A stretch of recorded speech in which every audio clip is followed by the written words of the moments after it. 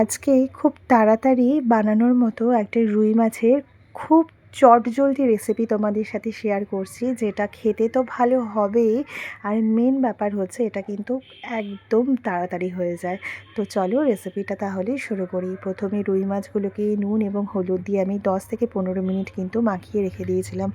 রুই মাছ বা যে কোনো মাছ হলুদ এবং নুন দিয়ে মাখিয়ে কিন্তু সঙ্গে সঙ্গে ভাজবে না, তাহলে মাছ কিন্তু ফুলবে না, একটুখানি রেখে দিতে হয়।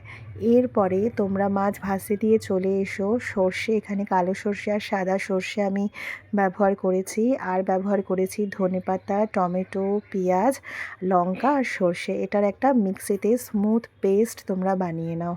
মাছগুলোকে অবশ্যই কিন্তু একটু কড়া করে ভাজবে, কারণ মাছ যদি কড়া করে না ভাজো তাহলে কিন্তু ভালো লাগবে না খেতে। অনেকে আছে মাছ একদমই ভাজে না, তাদেরকে বলবো আপনারা মাছটা একটু কড়া করে ভেজে নিয়ে রেসিপিটা বানাবেন। এরপরে দেখো একটা স্মুথ পেস্ট আমি বানিয়ে নিয়েছি। এরপরে আমি কিন্তু কড়াইয়ের মধ্যে পেস্টটা দিয়ে একে একে গুঁড়ো মশলাগুলো অ্যাড করব। হলুদ গুঁড়ো, লঙ্কা গুঁড়ো এবং জিরে গুঁড়ো আমি এখানে দিয়েছি। স্বাদটা এবং কালারটাকে আনানোর জন্য আমি সামান্য পরিমাণে চিনি অ্যাড করব। এখানে আমি যেই পরিমাণ চিনি দিয়েছি এটাতে কিন্তু কোনোভাবেই এই রান্নায় মিষ্টি হবে না। আর পরিমাণ মতো নুন কিন্তু আমি এই সময় কিন্তু অ্যাড করে দেব।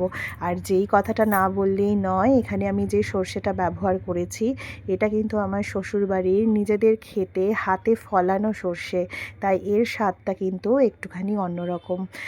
এরপরে সামান্য পরিমাণে মানে 3-4টে আর কি কাঁচা লঙ্কা আমি এখানে অ্যাড করেছি, আর দেখো কালারটা কিন্তু পুরো চেঞ্জ হয়ে গেছে। এরপরেই কিন্তু মাছগুলোকে কিন্তু আমি এখানে দিয়ে দেবো। যখন সম্পূর্ণভাবে দেখো তেলটা কিন্তু আমার ছেড়ে এসেছে, মাছগুলোকে দিয়ে দেবো।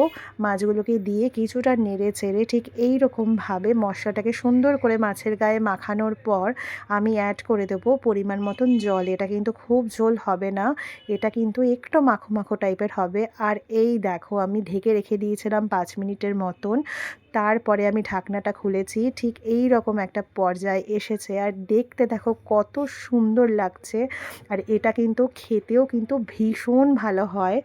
আর এইটা কিন্তু একদমই যেহেতু কম সময় লাগে আর মানে খেতে খুবই ভালো, তোমরা কিন্তু অবশ্যই বানিয়ে দেখো। এটা কিন্তু ভাত অথবা ফ্রাইড রাইসের সঙ্গেও কিন্তু খুব ভালো লাগবে।